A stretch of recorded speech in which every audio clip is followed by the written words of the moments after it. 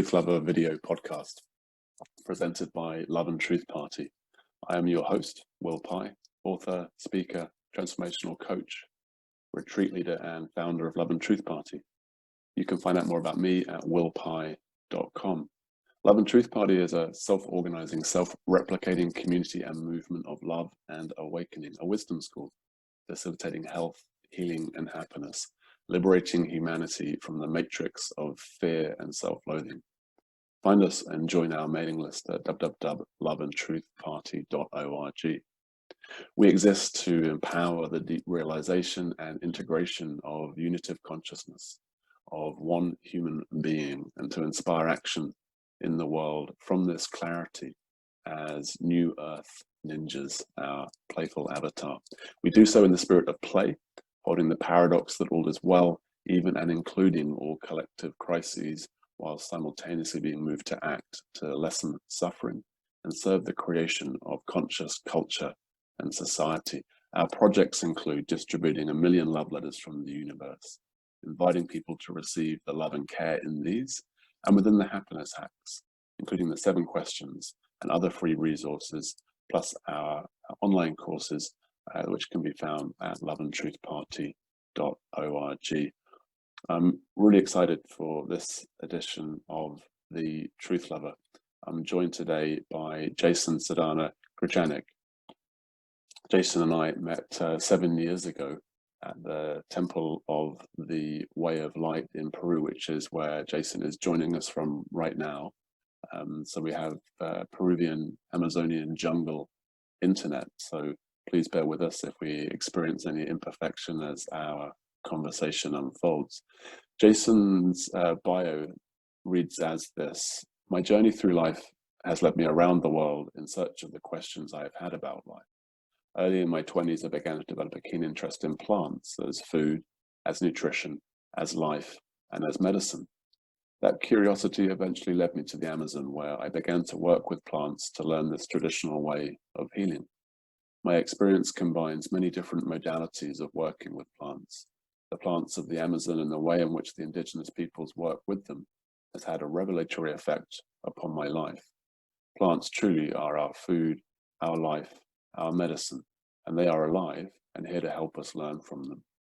They can open us to a world that we perhaps never could have imagined. When we approach them with respect, honor, humility, and a genuine desire to learn, they can open the doors of life and heal us on all levels. I'm deeply grateful to all of my teachers, everyone that has helped me in this journey to where I am and to wherever it may lead. Jason, it's a real joy and pleasure to have you here. Thanks for joining us today. No, it's a pleasure to be here with you again, Will. It feels especially appropriate. The 7-year cycle is a significant period of time, and we met in 2012, and your appearance on the show is a little bit different from how most guests appear on my show. So generally, I either know someone really well, like they're just a good buddy, and I love their book, or I've just read their books and reached out to them as a sort of known teacher or something like this. You're a little bit different in that I spent some time with you 7 years ago and was struck in that time that I spent with you about the integrity and depth of devotion I felt you brought to your yoga, as I recall at the time, to your general way of being. And I guess I've seen that confirmed throughout my following you on social media. And it's just been really beautiful to learn in the brief conversation we just had that there has been such a depth of journey for you in that last 7 years. You've been serving and facilitating at the temple. You're a facilitator and plant doctor. You have this beautiful website, nicotianarustica.org, that people will be able to find in the show notes. And I've also, just to add to that, other pieces to why I felt moved, other than I thought it would be enjoyable for me to connect with you and be in dialogue. I've noticed you speaking out also about the COVID-19 situation with courage and clarity as well.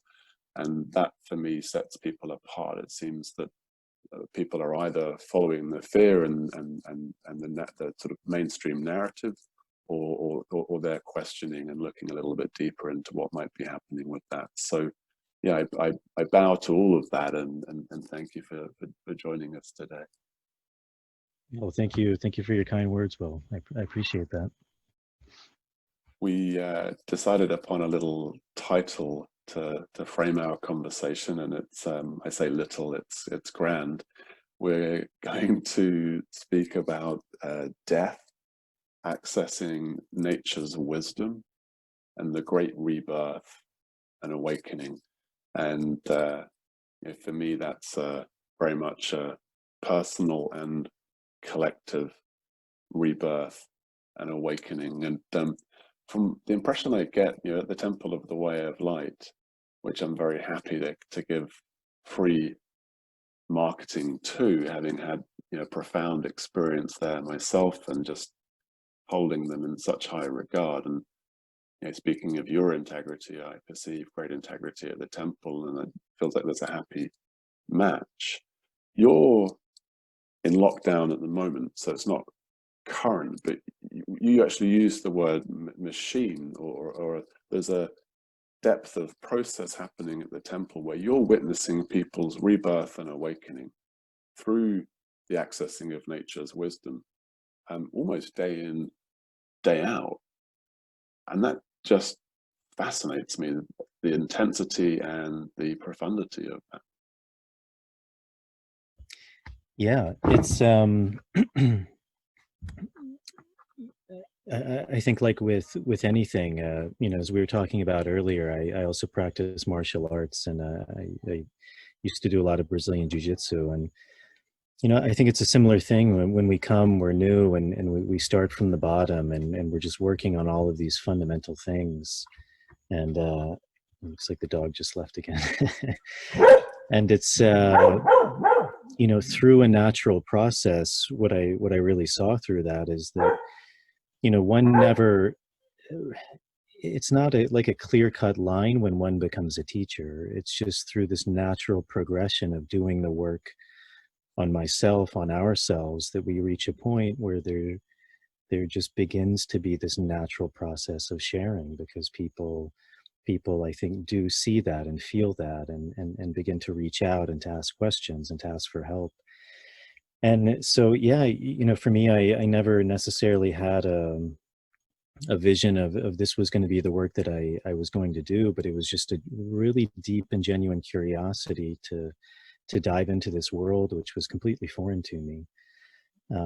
I had sensed it through other paths that I had done, but I'd never necessarily had that direct experience like these plants gave me access to. And so, yes, the beginning was a very kind of deep and long process of doing this work on myself. And then when I actually left the temple for a while to really go into that work. And then when I came back, the man who I studied with, his kind of one thing he said to me upon leaving was, "I've given you everything I have, never come back." And he said, "You need to go out and work." And at first that was a little difficult, because I don't want to come back. I still want to have a relationship. But I really heeded his words, and so I went out, and I had all of this training, but I didn't necessarily know what the hell I was doing. But this place has been, I'm super grateful to it, because it's like trial by fire. It's throwing us into this role where we're working with 23, 24 people every 9, 12, or 23 days. And there's a tremendous transformational process that's happening only as an individual, but as a collective, as a group, and we're also part of that. And while the guests are coming and having their own personal experience, the group is having an experience. Us who work here, I'll at least speak for myself. It's, for me, there's also a tremendous transformational process that's happening by helping to walk that journey with someone. And yeah, so there's been a huge teaching doing that. I love the archetypal, profound sort of apprentice and master. The master says, I've given you what I've got, and now you're on your own. There's something like really integrous about that for me. I think often in the world of economics, a teacher has a motivation to maintain a relationship as long as possible. And of course, that can be valuable as an ongoing learning. But for a teacher to reach a point where it's like, I've given you everything I've got, over to you, that feels whole and clear for me. And I can imagine also slightly bewildering for you as the apprentice now, qualified, now moving into teaching. And I hear you how that process is very natural. We learn, and I really just feel a deep sort of soulful resonance with your journey and my own, in that I was similarly inspired by curiosity to study and practice various avenues and to dive pretty deep into different modalities of energy work and healing and meditation and so on. And then I remember a friend actually reflected to me. He said, "Hey, Will, I see something happening with all this. There's a directionality to it that I wasn't aware of." But when he spoke to it, it was like, well, I guess, yeah. I mean, I do seem to be accruing a certain amount of useful information. But what I see with yourself is that you've really moved into an embodiment of that role with such great depth. I mean, anyone, I imagine, who's listening to this show, chances are here in 2020, a few of them will have, fairly good proportion perhaps, have worked with ayahuasca. I imagine most people would have heard of ayahuasca and would have some sense as to, there's a great film, Shock and Awe, from Shock to Awe, I should say, that looks at ayahuasca's power as a healing modality for people with some of the most extreme and intense PTSD, as we would call it. And so to imagine that extrapolated out to the number of people and your own depth of process in that, I'm in awe of the depth of that. And also I find myself deeply moved as we look at a world in chaos and in craziness, madder perhaps than ever, that all the while, and that there is this profound intelligence of ayahuasca that's working on scale through the human body and the human consciousness. Perhaps you can speak to that a little bit, the interplay of the individual and the collective, and perhaps what role ayahuasca in particular and the other plants that you work with might have for our collective and individual healing and transformation. Like, what does that look like? Well, you said something for me really beautiful in your introduction, which is this idea that in this sense everything is well. There's, I think many of us, we believe in this idea that things are out of balance or things are in a state of disharmony. But I think what I've really come to see is that everything is always in a state of harmony. Things are always well, with the caveat which you added to that doesn't mean that there's not action. Every moment can inspire action, but how are we approaching that? And a huge part of what this work has really shown me, not only through my process, but I'd say even more so through observing and working with other people's processes, is that a tremendous amount, if not all, of our suffering comes from this idea of not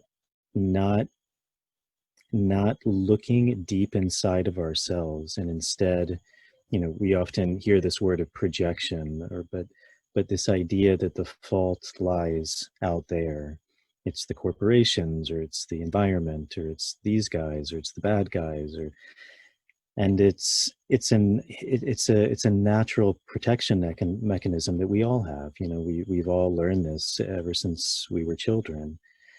And you know, for a certain point in our lives, it serves us. It actually does protect us from these perceived dangers in the world that we perhaps don't have the skill and the ability to deal with those. But I think at a certain point, you know, people who are drawn to this work, you know, they realize there's something in their lives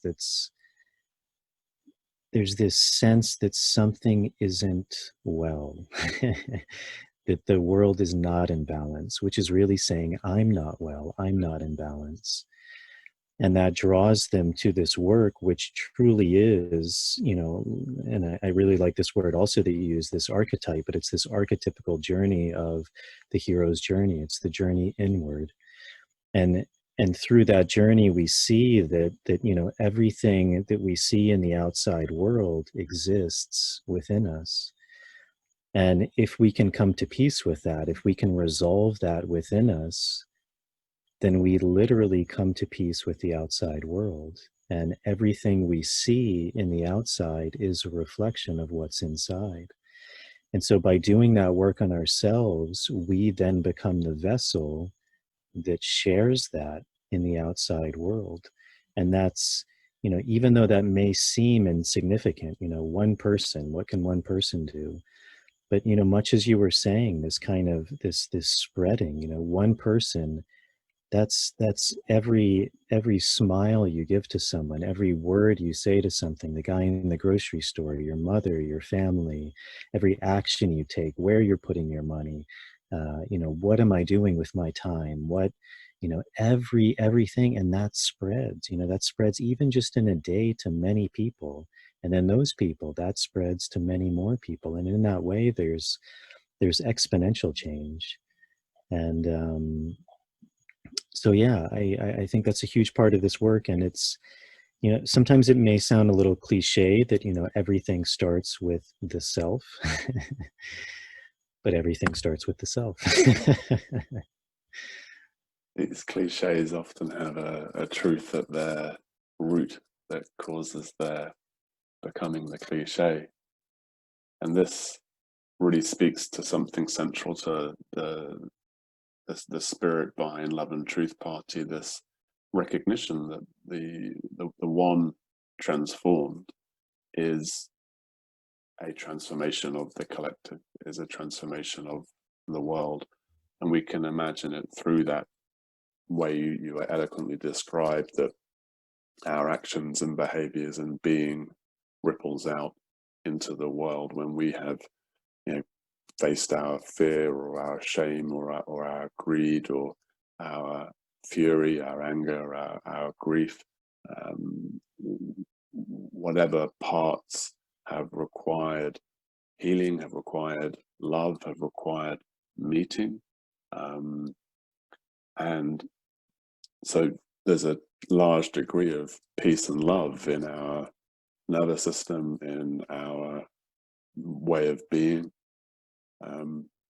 that ripples out in a physical sense. And one of the things that Madre has taught me, and many plants teach, is the non-physical interconnectedness of all phenomena, that ultimately everything is truly profoundly interconnected, not just on a physical level, but in deeper non-physical aspects as well. And in this notion, we have this slogan, playing powerfully in the pure democracy of consciousness. So we are giving off a signal, we're communicating a vibration or a frequency, if you like, into the collective in a sort of symbiotic relationship with the field, we could say. And that honing of frequency or refining of frequency or vibration or level of consciousness, it seems is I haven't found any means of facilitating those sorts of shifts and the embodiment of those sorts of shifts quite as powerfully and as thoroughly as ayahuasca. But you also work with tobacco, and your website Nicotiana Rustica is sort of testament to that. And you've taken dietas, as I understand it, or diets with other plants as well. So we can perhaps come back to ayahuasca, but I'd like just to learn more myself and open up some of your repertoire and depth of experience and other teachers, as we're talking about here in the context of these plants. So ayahuasca is one, but you work with many others as well. Yeah, it's always interesting because, you know, for many people, you say something like ayahuasca and they're like, oh yeah, that sounds great. And then you say tobacco and there's this, you know, what did he just say? Tobacco. Because there's a tremendous story around it. And unfortunately, like, you know, many plants, which are very sacred, you know, plants like coca and tobacco, they've really been kind of taken out of context and used in ways that perhaps are, we could say, not sacred, but because all of these plants, you know, the people who I think have really mastered them, there was always a quality of sacredness when you worked with them, because they're very, very strong, they're very powerful. And, you know, one really does need to approach them with respect and humility and gratitude and understanding. So tobacco, it was probably the most widely used medicine plant in all of the Americas, you know, from Canada, the United States, all through Central America, South America. And in many indigenous languages, the word for tobacco was the same word as the word for a curandero, or a healer, a medico, a doctor. So a doctor was one who worked with tobacco, and the stronger the doctor, kind of the more mastery they had over tobacco. And in many traditions, tobacco was considered the first plant. It was the plant that kind of gave way to all of the other plants. So under the effect, or some would say under the dizziness, the mareación in Spanish, they say, under the dizziness of tobacco, one was able to learn to work with all of these other plants, but tobacco was actually the first one. And that's why, you know, even some people who've maybe done some of this plant work, they've heard of this idea of grandfather tobacco, and it's again really just an archetype of this primordial plant.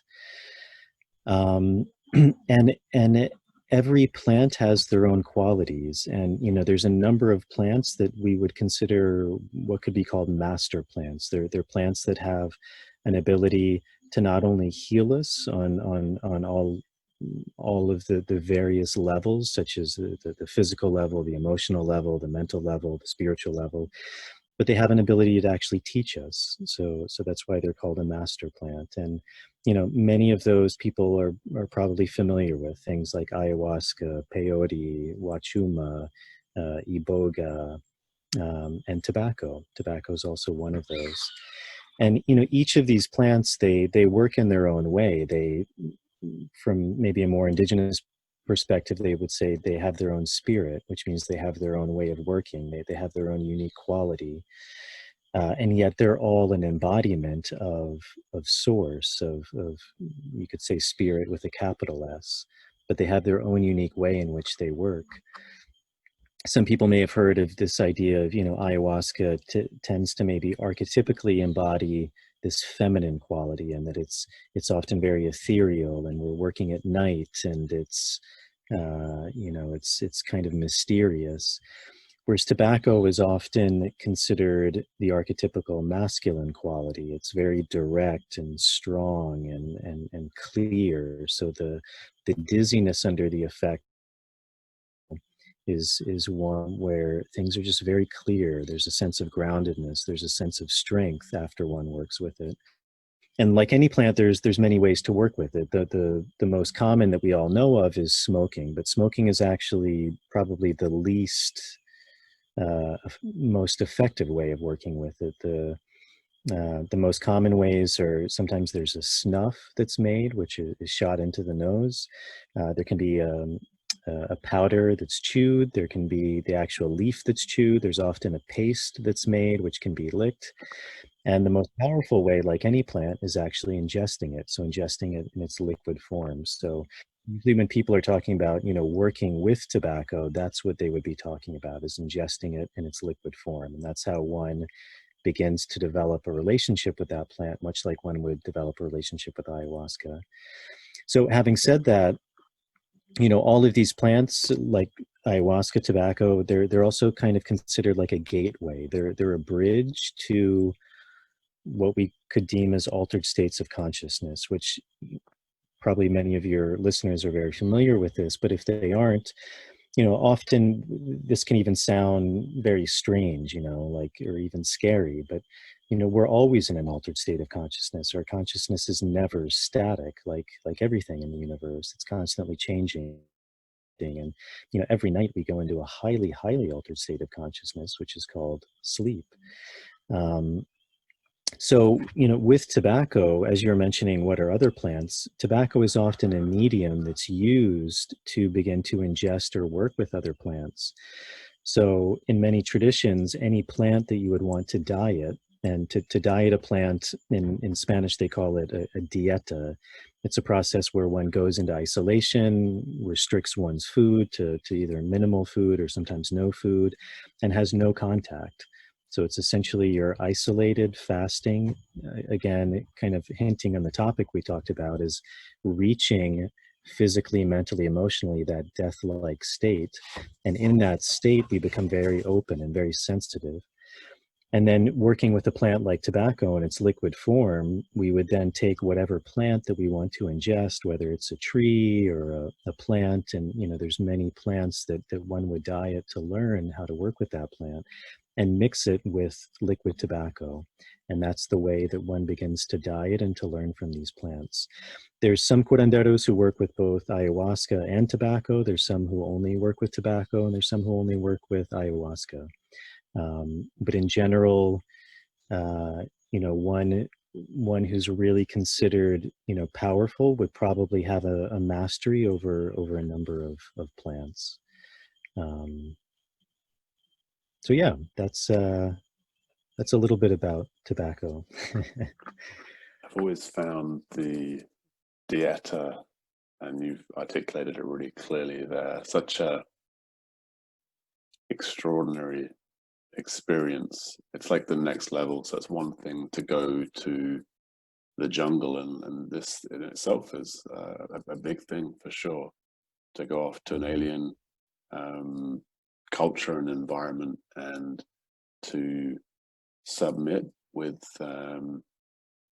humility, or else one will be brought to one's knees, to ayahuasca, to her wisdom, and it's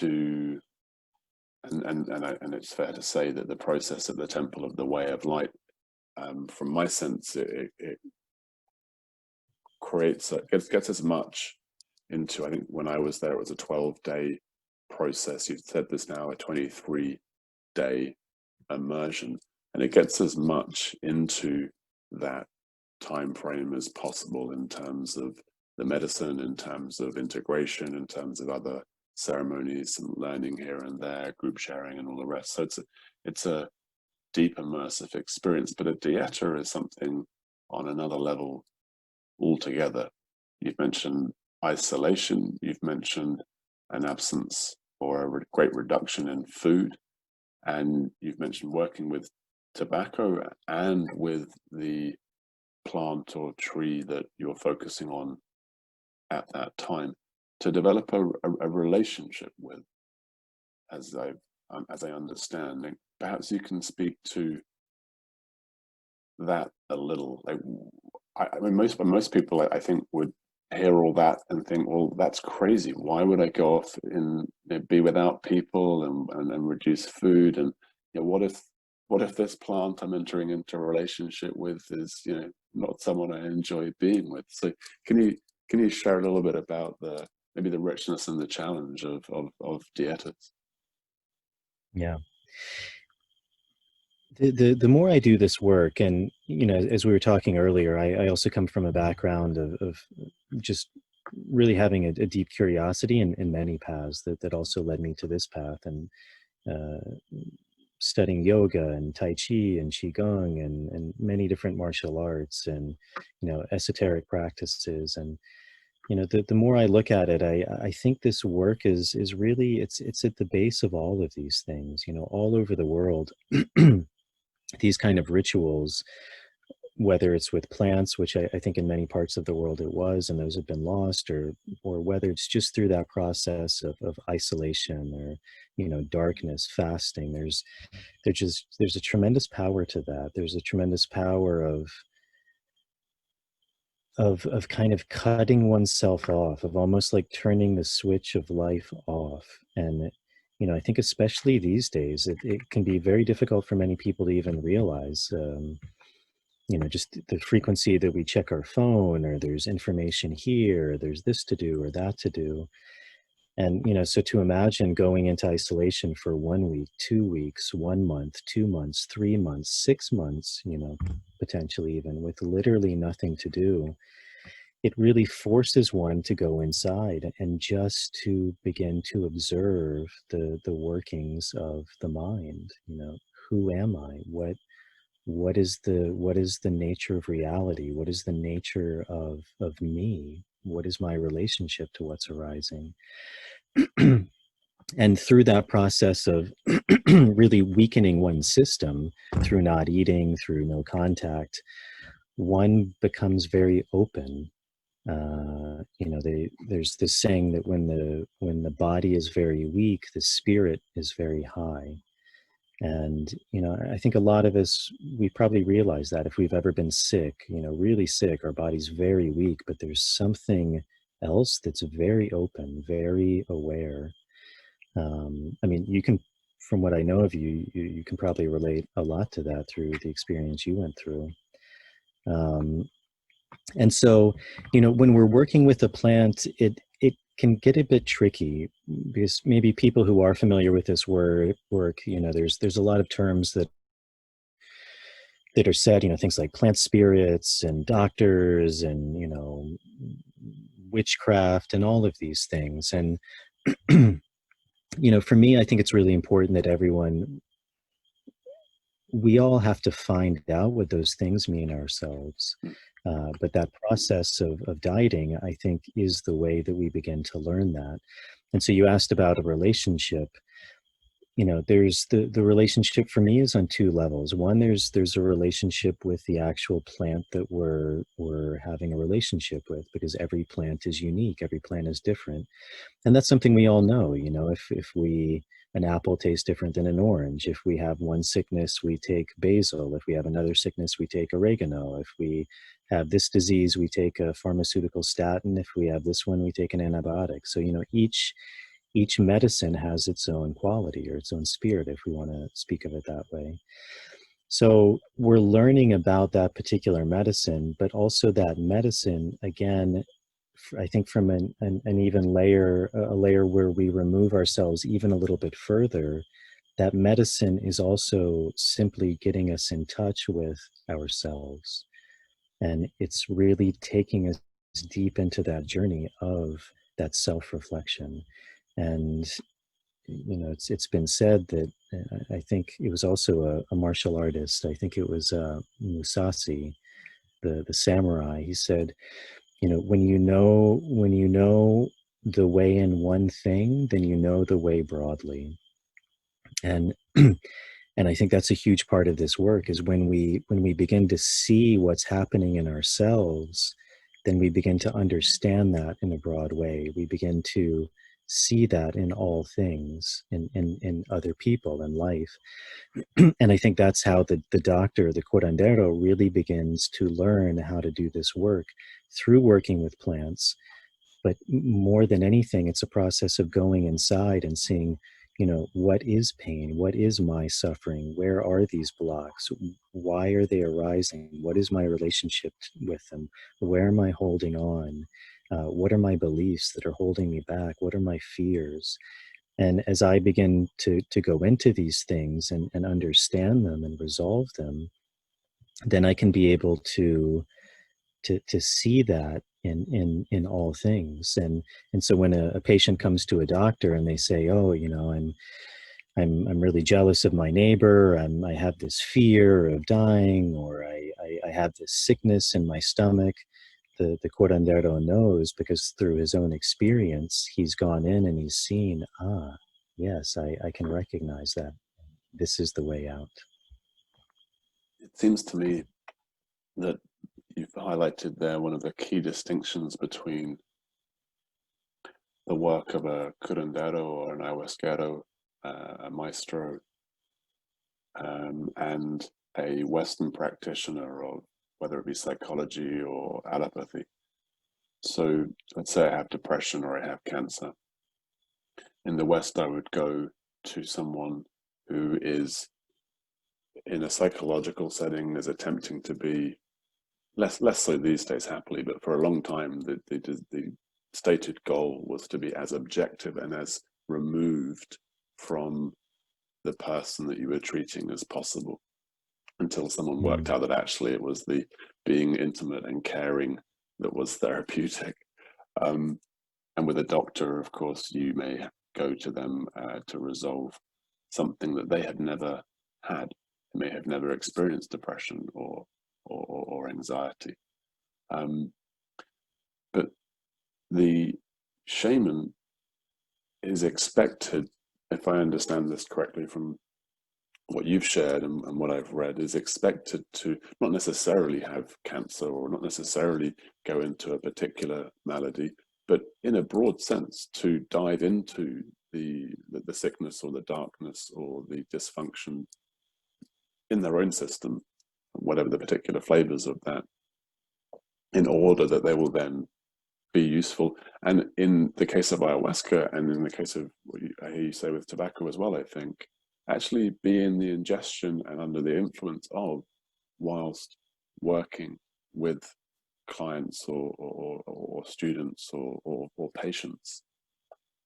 And that seems to be quite fundamentally different. I mean, on one sense, you might think, if people have never worked with that, what the shaman gets high too. They take ayahuasca. What an extraordinary thing.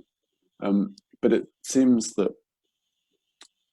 perhaps you can share a little about how being in that space, being under the influence to some extent, I don't know what dose you would take as a facilitator, helps you explore the terrain with the individual, helps you be a more effective facilitator or shaman. So perhaps you can speak to anything that comes alive from what I've touched on there.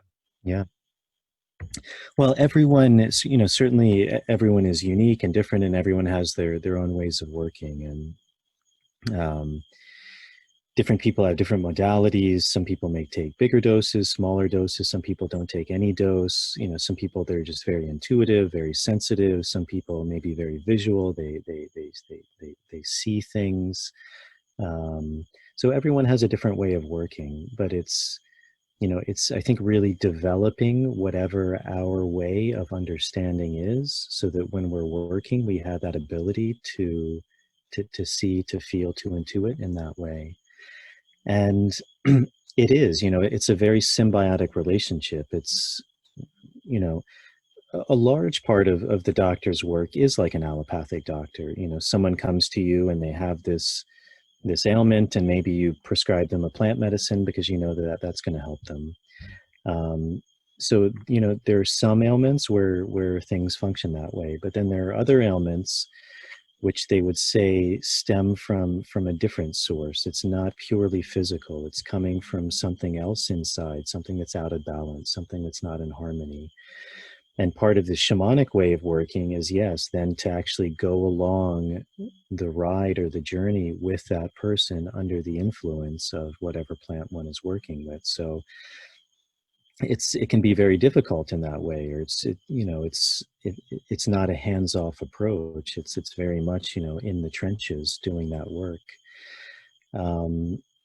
And also, as you were saying, it is, in many paths, especially of what we would consider shamanism, it's often said that it's a path of suffering.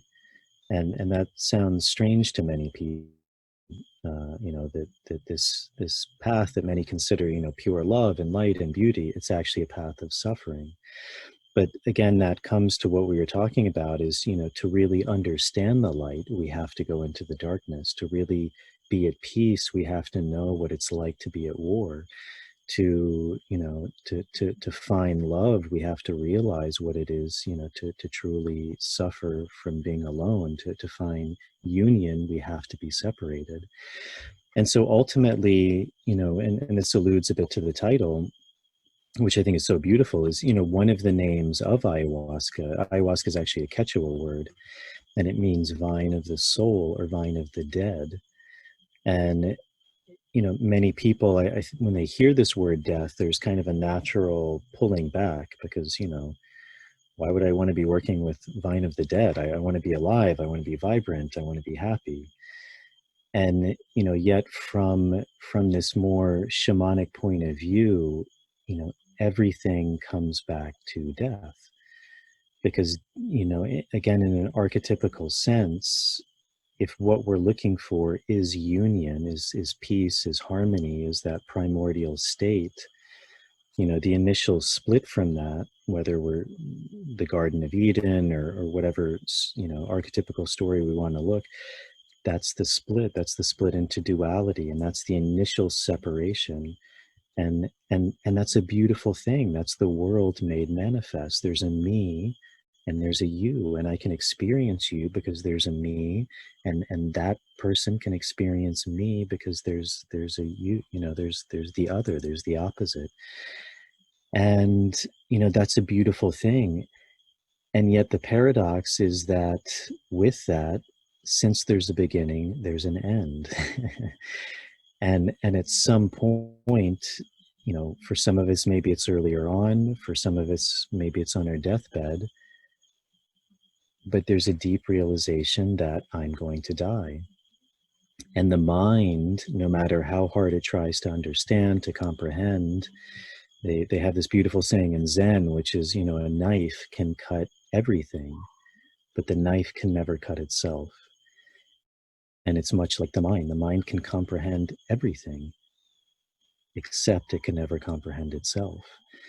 And that's the ultimate fear of death, is the fear of the void, the fear of the unknown, the fear of what can't be comprehended. And in that space of incomprehension, I don't know if that's correct English, but a state where I can't comprehend, that void, we project all of these things into it, fear and terror and eternity and blackness, and there's, this tremendous fear that arises from that state. And I think why these plants often allude to death, or they allude to a process of dying, is it's going in to all of these levels or layers that we built up and slowly trying to shed them away. So, many curanderos would say the process of shamanism is a process of dying many times. Each layer is allowed to die away. It's allowed to fall away. And, the closer we move to that primordial state, of, can I still be at peace with infinity, with nothingness, with the void? I think it's really beautifully described in the Bhagavad Gita. I think it's chapter 11, where Arjuna is having this conversation with Krishna. And Arjuna says, Krishna, please, show me yourself in your real form, because you've just been presenting yourself in this human form, but I really want to see you like you truly are. He says, "Are you sure about that?" He says, "Yeah, yeah, I want to see you how you truly are." And so he shows himself in his true form, in the true form of infinite wisdom, in the 10,000 fold face of terror and joy and happiness and destruction. And it's overwhelming. It's I think they say it's like, 10,000 suns being born at one time. Can I find peace in that? Can I ride that wave? And to whatever degree we can find peace and harmony in that, most of us not to that extent, but to varying degrees of that, then that's the peace and harmony we find in our lives. And so these plants, it's really it's almost like a journey. It's an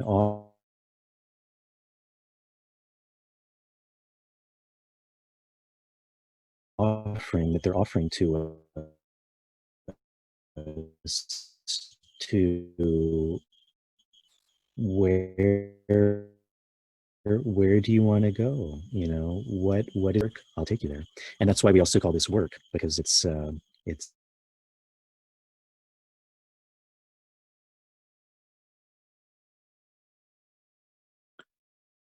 We're just having a few issues with the connection. I'm not sure if the audio is still... it just came back in. It looks like the signal cut out. It was rather appropriate that as you were taking us to the point of meeting the source and the overwhelming overload of that it seemed to be just a little bit much for the internet to allow. And I loved how you took us to that point where we pull back from death, or what we perceive to be death. And in both meditation and in zazen, in a deep concentration practice, and in plant and spirit medicine work, likely at some point in my experience will encounter this sort of precipice. And I've heard Stan Groff speak of taking a step back from the precipice and sort of regretting it, wondering what would have happened if he'd jumped in. And the void, the nothingness, the perception of what would be death. And it does seem that what plant spirit medicines have the capacity very often, in the appropriate context and perhaps dose, is to give an embodied experience of death, of leaning in. And maybe we lean back enough times and then we teeter over, or by some grace we're pushed over that edge and we find ourselves falling. There's that wonderful Chogyam Trungpa Rinpoche quote that the bad news is we're falling. The bad news is there's no parachute. The good news is there's no ground.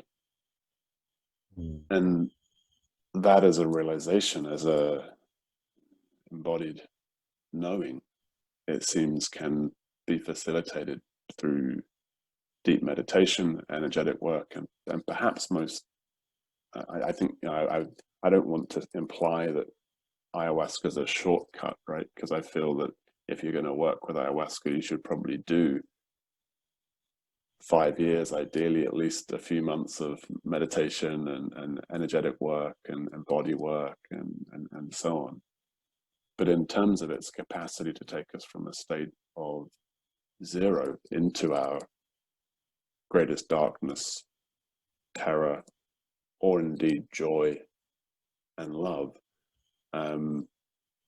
ayahuasca does seem to have a profound accelerant and catalytic capacity in that regard. I'm intrigued to learn a little bit more of how it has been for you to witness and humbly yet truly play a significant role in many people's profound healing and awakening. I imagine it must be well, I'll cease imagining. How is it to witness and to play a role in that for people so regularly? It's you know, really, it's not something I think a lot about. It's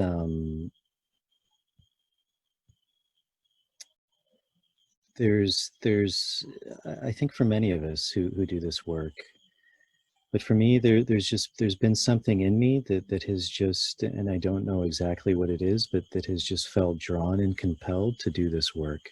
And I don't you know, I don't know that I'll do it forever. It is very difficult, you know, on one's body, one's health, just the, you know, constant working, and um but there's something in me that draws strength and energy from it. And you know, it's for me, you know, when the workshop starts, you know, we're just on day one, and all I'm focusing on is, you know, setting up the scene, explaining things.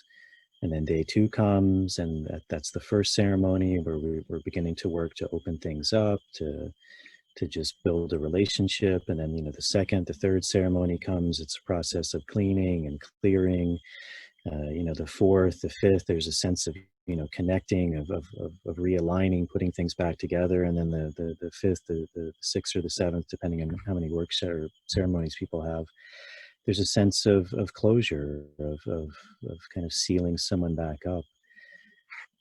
And so throughout the whole process, there's rarely a sense of looking at it from a larger picture. It's just simply doing the work that needs to be done in that moment. And it never really hits me until the end of the workshop, where we have, like here at the temple, it's called a group share, where we all sit around in a circle, and people share what they've experienced, what they've learned. And that's when it always hits me. And I think that's also the thing that kind of keeps me going, is seeing, you know, these 23 people coming and truly having these revelatory experiences, and you know, understanding themselves, understanding something much deeper in themselves, and leaving with a sense of peace, of harmony. And not that they're perfect and their lives are going to be, you know, rainbows and unicorns, but this real sense of, you know, something has shifted. The way I look at the world is different. You know, things are just different. You know, the way I look at this tree right now, it's the same tree, but the relationship to it is different. You know, the way the sun is hitting the leaves, and the just the majesty of this thing that's growing out of the ground. And you know, the sun is setting, and there's insects and birds, and there's just this sense of awe. And I think that's what this really, you know, this medicine can really help to point people to. And there's always two words that really, when I hear them, it something in me sees that this person is really connected to the medicine. And those two words are gratitude and humility. And for me, when someone is left in that sense of being humbled and being grateful to be alive, that to me is a sign that this medicine is really working. And you know, if I could live all day, every day in a state of gratitude and humility, I would consider that a success. So Beautifully put. And right now, as the sun is setting on the side of the globe that you are perched, sitting upon, the sun has been rising for some time here in Australia on the other side of the globe, or a nice opportunity for awe and gratitude and humility there. And I hear you that, you know, John Steinbeck demystified writing and said there's not much to writing other than writing itself. And I hear you saying something a little similar, that there's not much to facilitating profound awakening experience of people other than facilitating profound awakening experience of people. You know, we go through a process and we do the work. And the two pieces that you highlighted, death and suffering, you know, the path of the shaman as being a regular encountering, and I hear you that it's physically taxing and so on. Yeah, I really appreciate the depth that you bring to that and the work that you do there, and other shamans and ayahuasqueros and so on as well. The death aspect, it seems that one thing that COVID-19 is bringing up is certainly a fear of death. I think that's obviously, fear is being activated upon the planet in the human consciousness in a in a slightly new way. If we look over the last decades, then there's usually some way that the media and or government is creating a high state of stress and fear amongst people, whether it be with terrorism, a completely disproportionate representation of this very tiny, very rare, very occasional activity, much smaller than government's own terrorist activities around the world, of course, and yet utilized in communications to perpetuate, to create fear, subservience, and to justify infringements upon people's human rights that they would not otherwise accept. So I've probably sort of led us slightly in that question, which wasn't my intention. So I'm intrigued from your depth and perspective. Like, and in Peru, there's an intensity, as I understand it, of lockdown and government troops and so on, which Trump is also talking about bringing out into the US, I understand. What's your sense as to what's going on with COVID-19 and our facing a fear of death, perhaps? Yeah, I think you put it really beautifully, and I would echo all of those things. And it's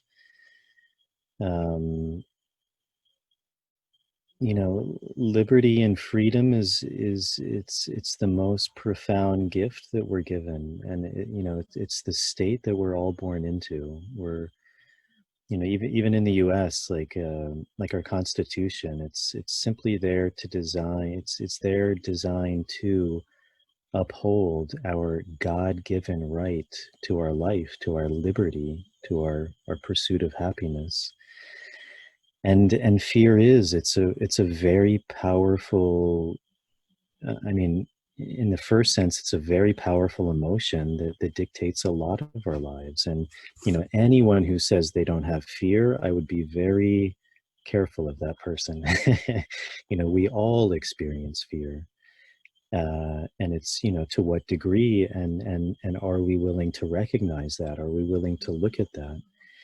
And, for better, for worse, fear throughout time has been a tool to, as you said, exert control, to dictate.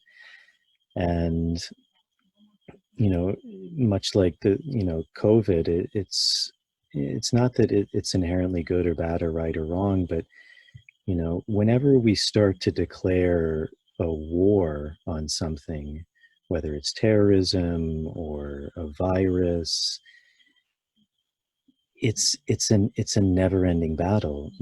War just perpetuates more war, and what feeds all war is that sense of fear. And it's not just governments, it's not just certain sectors of life, it's all of us. We all create war all the time.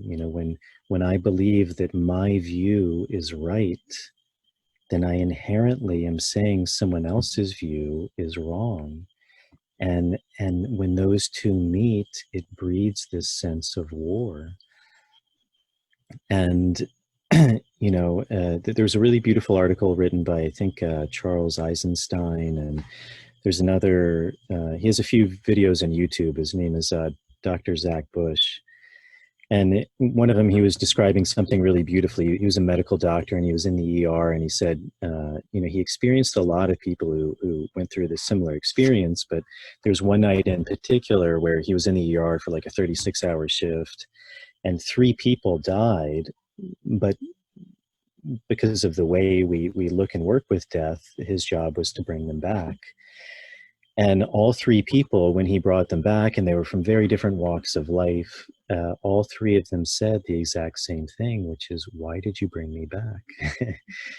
I was in this place of beauty. It was the first time I had ever felt accepted. I had ever felt whole. And part of that's why I was saying part of the shaman's journey is a journey into death, because death is where all of the unknown is. That's where all of the fear, all of the anxiety, all of the separation, all of our suffering, all of our anger, all of the blaming, it all stems from that same source. And so it's very scary for a lot of people to go into that with good reason, because if I really go into that, that is the end of war. And that seems like it's a beautiful thing, but whatever you want to call it, for the ego or the sense of self, that's a very scary thing, because it's the end of what we think we know to be true, what we think we know to be real, this sense of security and safety. And so it makes sense that fear is used, because if I'm in a state of fear, then I'm willing to look to something or someone outside of myself for this perceived sense of security, this perceived sense of safety.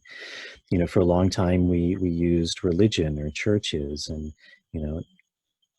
now I think one could make a very good argument that the new church or religion is perhaps government, or a certain methodology of a certain way of kind of looking at science, where this is the authority, this is the God, and this is there to protect me. And if I don't go along with that, then this fear arises. And one thing that I think is really beautiful with these plants is they are taking us into ourselves, and that through that natural process of beginning to look at our fears, beginning to look at our patterns, I think there's a natural evolution where people also begin to really look at how that transpires outside of ourselves. So, I think one beautiful thing with this work, and I'm seeing it, I think, a lot more, even through things like social media, is there is a lot of fear and there's a lot of division. But I do also see people beginning to look at things from a more holistic or a detached point of view, where they're seeing, oh, this is just that same fear. This is that same anxiety that I also have, that the collective has. And we're looking for someone to seemingly provide us security. But the kind of the paradox is that security is never out there. The security is always that peace that we can find inside of us. So, long answer, I guess, but, I think these things like COVID, I guess it depends how far down the rabbit hole we want to go. But, certainly when these things arise, there's a very clear pattern of these things are used, these wars are used out of a common collective fear to keep us separated, because that's the actual state of fears. It creates division, it creates separation. And I think that's becoming, I don't know if it's becoming more, but it's just becoming made manifest, because we have these ways of, of seeing it 24 hours a day on our computer screen, on our phone. And I think we're seeing kind of that collective fear coming out. But I think at the same time, we're also seeing many people beginning to look at that and say, hey, like, this is actually insanity. This is the definition of insanity. And how do we find that balance of, like you said, like realizing that everything actually is okay, the world is perfect. And that doesn't mean we don't act, but how do we act in a way that unites us, brings us together, that doesn't separate, that doesn't cause division, but that comes from a place where we can all respect each other. We can all respect our points of views, our differences, because those things are beautiful. And how do we do that in a way that honors that and allows us to all live our, God-given experience of being someone who's born onto this earth and has the ability to live their lives in the way that they see best fit. Yeah, the comfort with differing perspectives and the peace with differing views is certainly a gift to bring to the world in these times. And it feels like the peace around death. So one of the narratives, one of the so I talked about the liberation from fear and self-loathing, which is not to say there would be no fear, but rather we're not going to be dominated or coerced through fear. And one of the other coercion tactics that's happening, whether there's a sinister force doing this or it's just happening, is this sense that if you don't if you don't give away your freedoms willingly, or if you don't voluntarily follow this legislation that's not voluntary at all, you're not looking after, you don't care about people dying, or you're not looking after everyone else. This sort of circular argument that's evoking guilt and shame. So it does feel like there's these two very old means of influencing, great fear and self-loathing. It's the basis of how the Catholic Church has done so well financially and so on over the years. It's the basis of Scientology. It's the basis of marketing of cosmetics. It's actually very simple, straightforward human psychology. And it feels like the ability to be at peace with those energies, to love those energies, we could say, to feel the fear, to die to the fear, we could say, is a powerful response collectively to not succumb to it, but allow it to move through us, to have the death experience, and ayahuasca certainly can help us with that. And we have those reports that you mentioned that death is not what we have imagined it to be. So clearly it's the end for the physical body operating in a animated way, and yet what so much data is pointing to is that death is not the end of life. It's a transition. It's a movement into something else, into a coming home, into a something rather beautiful. Why would you bring me back from this? And this is actually, from my perspective, where the data is pointing us to. If we look at near-death experiences, if we look at past life recall studies and so on,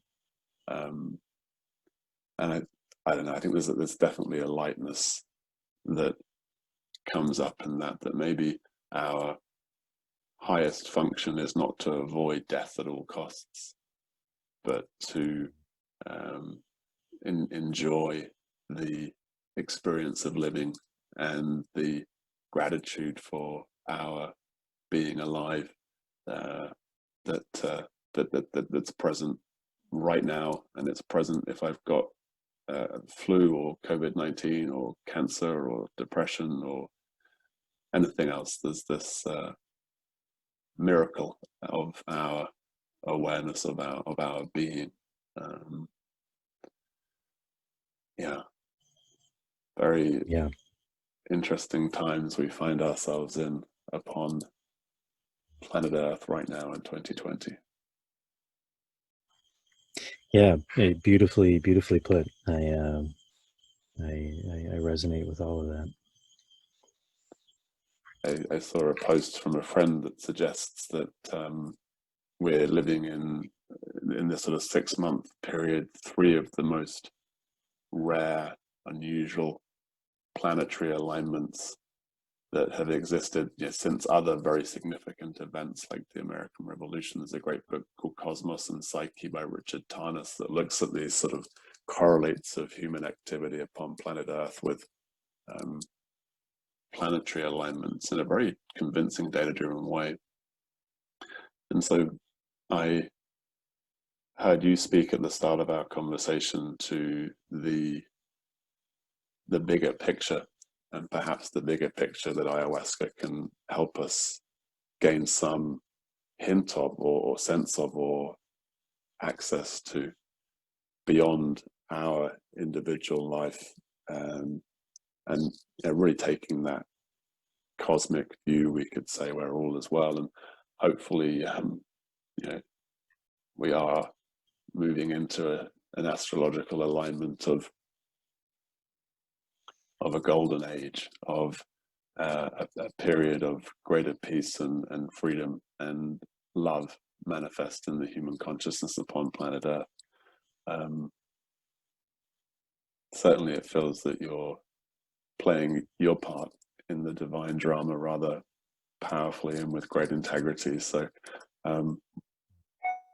yeah, I've really enjoyed reconnecting with you and getting to learn more about the wonderful work you're doing in the world and sharing that with our listeners and with our viewers as well. I encourage people to check out your website, and I'm already thinking I should get down to Peru and reconnect with the temple. And if I get to choose the facilitator, then I know who I would like to be heading up that ceremony. Oh, that'd be amazing. If you ever find the time or space, reach out to me and we'll make it happen. And if flights resume at some point as well, that's the big waiting game we're playing right now. Jason, thank you so much for bringing your wisdom and presence to our viewers and listeners today. I'm deeply grateful. It was a pleasure, Will. Thank you so much for having me, and I appreciate the time, and I appreciate all the work you're doing too. It's as you said, these are very interesting times, and it's I think one of the beautiful things about this time we're living in is just this access to information, and people really sharing things that a lot of us wouldn't have access to even 10, 20 years ago. And those kind of voices are super powerful, and people really resonated, and the work you're doing it's part of that exact same change. So I hope you keep it up, and I look forward to sharing a glass of some plant beverage at some point in the future. Beautifully put. Aho. Thank you, my friend. Yeah, take care. You too. And thank you to our viewers and listeners for joining us today. I hope you've enjoyed the experience. You can visit loveandtruthparty.org to join our community, download or order love letters, register for our newsletter, and of course connect on social media. And please consider a financial gift at loveandtruthparty.org, or you can find Will Pye on Patreon. Thank you to all our existing supporters and contributors. Together we are, perhaps, hopefully, creating kind, conscious, courageous human community.